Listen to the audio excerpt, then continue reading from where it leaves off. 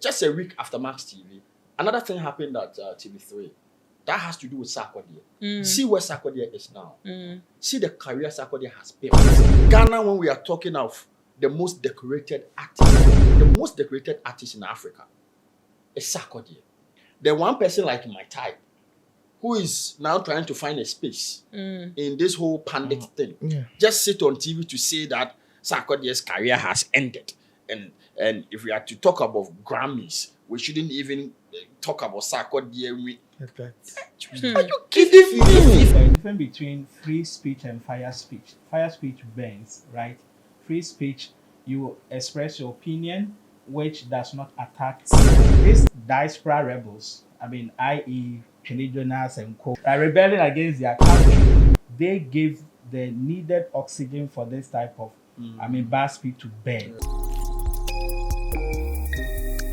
Once some people just come on social media thinking that they are sharing their opinion, but sometimes it's affecting somebody's brand. If you venom natural mineral water and you feel like this is wrong with that water. Now sometimes I think the way you come out to say it on social media, or there is your favorite artist or some artist has done something and then you come out to say it on social media, I feel like affected brand more. Usually they post more than even the comment. And I want to know, say, sometimes is this things intentional. Some people just do it intentionally. Say, oh, I really want to tarnish this person's image, or I want to destroy this person's brand, or they do it unintentionally. Sometimes maybe the post they are making, they don't know that it's destroying someone's personalities. Are these things intentional or unintentional sometimes? In what cases? My brother, I don't know whether it's Opako or he mentioned that we need to be concerned about freedom of speech. And I would say there is a difference between free speech and fire speech. Fire speech burns, right? Free speech, you express your opinion, which does not attack people. And that is what we haven't been able to orient ourselves properly to understand when we are spitting fire speech and when we are engaged in free speech. What's fire speech? That's the speech that burns. You attack people, you want to run them down, you want to destroy their reputation. That cannot be accepted. And you see, sometimes it's so disappointing that as a country we seem not to be doing anything about it. It's just business as usual. It's normal practice. People are doing this day in and day out. And we don't have any policy proposal to regulate it or to control this. I don't know much about how it started though, but these diaspora rebels, i.e. Millennials and co. Are now. I like how you call them. Yeah, what? Diaspora rebels.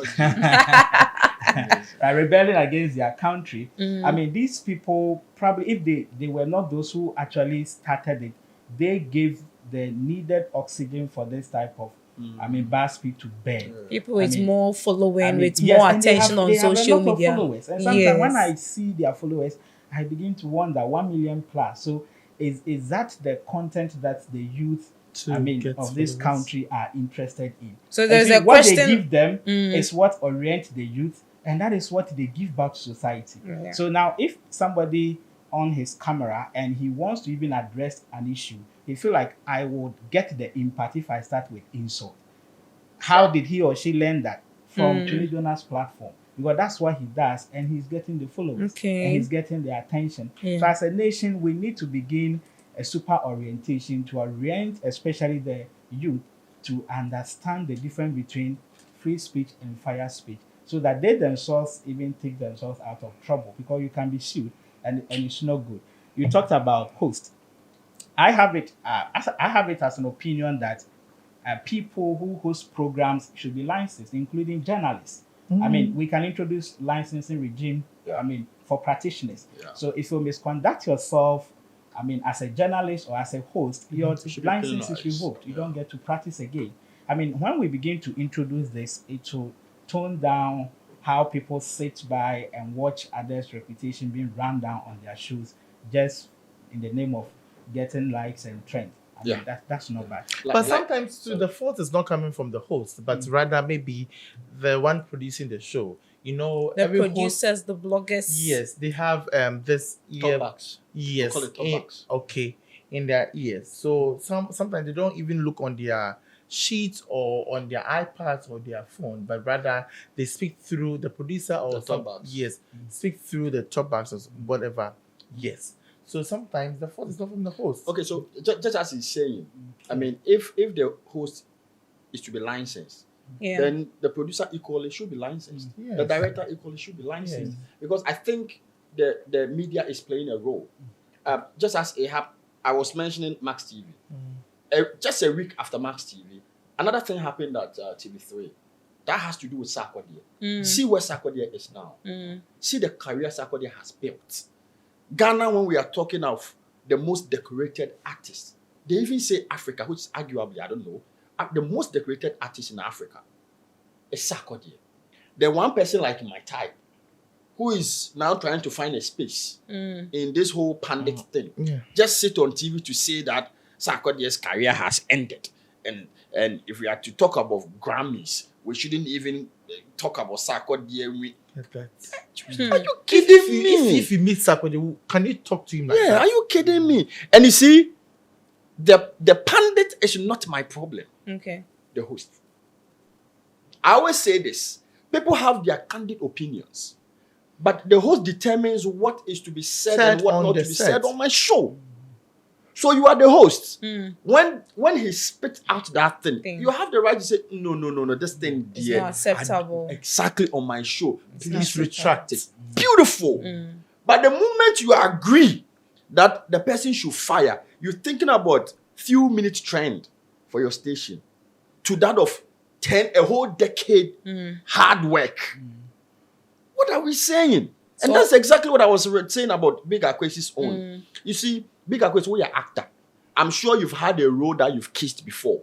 You've had a role that you've done certain things which to your normal life, you're not like that. And we all consider that to be what? Acts. So if Sinaso a act, I was expecting you to know because you are there. So as the little ones will follow. So I think just as he was saying, we or even the pundits should be licensed. We can't just go and bring anybody to come and sit on a screen to say anything just because you had the platform. So if the station is licensed, okay, why are the stations licensed and the workers are not licensed? Because if you are licensed, everything that comes under that institution should equally be licensed. So I think I agree. If you messed up, your license should be revoked. Now, yeah, can a big question no more or more car so that next time one check up in sleep and nobody. This one I can't answer. Maybe you're doing there or back so that or check up in sleep and so in a case where such programs happen and they post them on social media or people come out to post such hate speech on people's personalities and brand, I want us to understand, I want us to know how these things or these attacks can actually affect their brand. In what way does it affect? Abeiku said people were saying he's a gay or something because of the way he dressed, but for him it's a brand he's trying to build. In that way, I think Abeiku, how did that affect you? You were sharing something like it was affecting a certain way. You even wanted to stop acting and all that. LGBT will stop on following him. Yes. You nearly stopped acting because of that. Yes, and that what he's saying. Maybe someone loves it because of my acting. But if the person hears that I'm into that, the person will stop following me. And even if I'm under any contract or any way with what's the word? Maybe an organization, okay, they are checking your social media records. Reach what's the contract? Because I can't be this and that and that and that, and you think I'll continue to be what their brand ambassador or brand influencer. I can lose that contract. Mr. Fusini, does that happen? Yeah. So you see, your social media records, what people are saying about you. Yeah, building a brand is a serious business, and you build your brand from the very day you were born, even how you were conceived, because people tell other. I mean, we've heard stories about people, how they were conceived and the miraculous surroundings of their birth.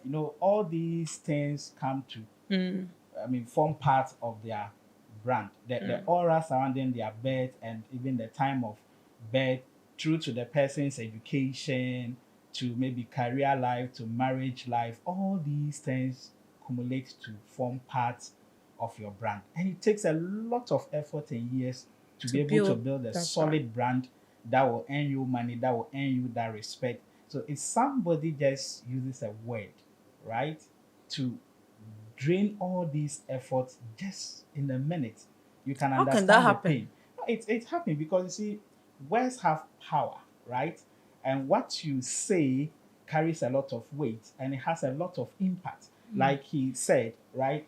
People maybe proud to that comment, people respected him, they saw him in a certain light. I mean, they perceive him in a certain way, but those comments rather started running him down. The negativity, it might even affect his personal confidence.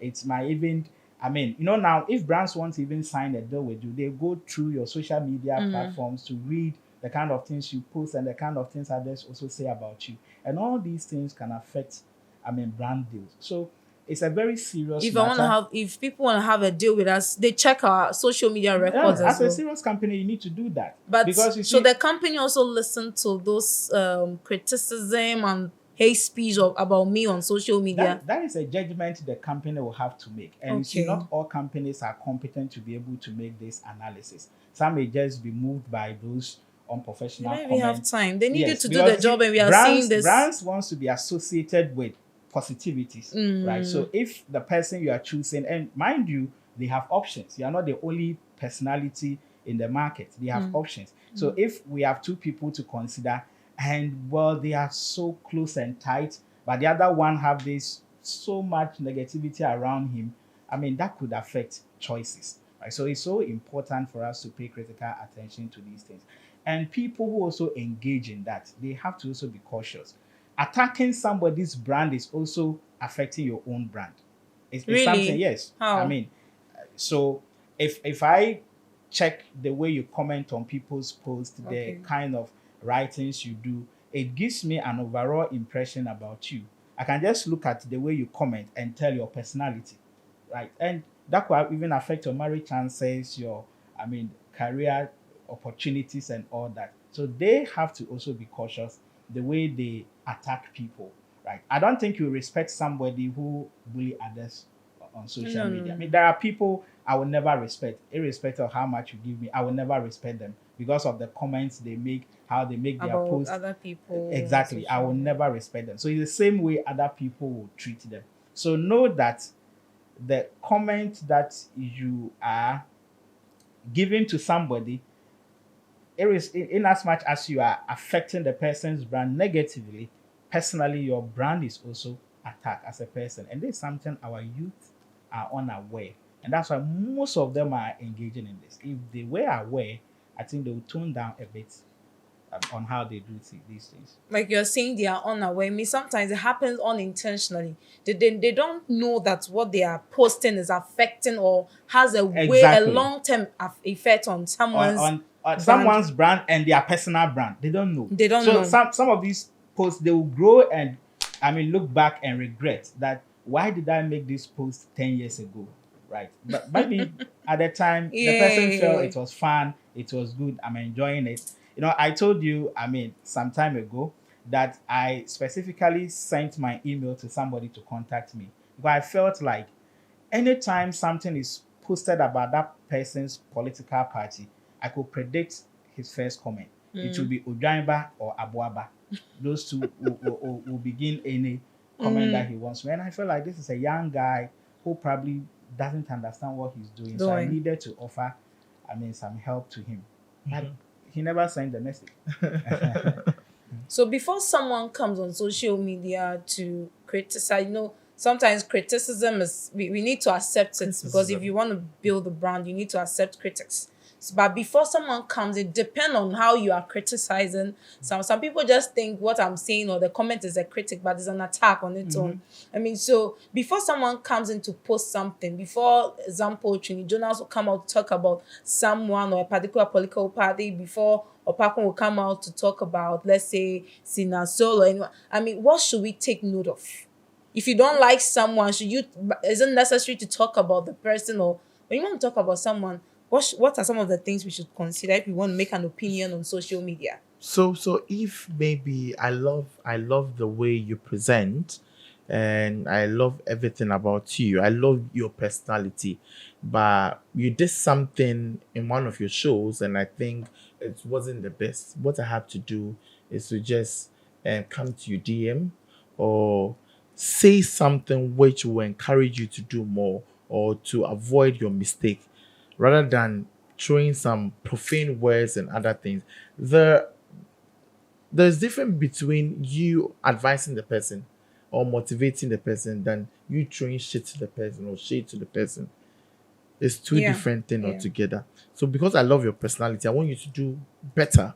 So I will give you motivational words so that you can do better, Better. not throwing shade and other things that will damp your spirit. Let's take the last one from Mr. Fusini. Well, so like you said, there's difference between criticisms and attacks, right? You can sometimes you might not necessarily have to go to the person's DM. We have a way you see it in a more respectful way, in a more genuine way that you are concerned about the person's behavior. And the person is a human being, most Definitely. importantly, a matured person is able to decode that. Like Paco mentioned about Bika Quays having a problem with somebody's dressing. You can say, I disagree with the way she dressed. I don't think it was more appropriate. That is more diplomatic, rather than to begin with an insult, run the person down, make the person feel less of himself of herself. I think that is not good. So we can criticize based on the way we see things in a more respectful, diplomatic, and decorous way without attacking the person's brand, without starting with insult and all that. But it appears now, even respected people, men of God on social media, you know them, I wouldn't mention names, they begin with insult. And it's like the whole airwaves is It has polluted. become Yes, a pollution. Yeah. So it's bad. Hey guys, look, before you talk about someone, just listen to yourself. Before you pick your phone to type, when you type one word, just look at what you're typing in order not to hurt someone's personality or brand. You are watching The Signature, and this was what we discussed: cyberbullying, hate speech, and then social media criticism and how it affects brands. There are so many interesting parts of this conversation. You need to follow more and watch more at AR Multimedia Studio on all social media handle. Thanks for watching, guys. See you next time.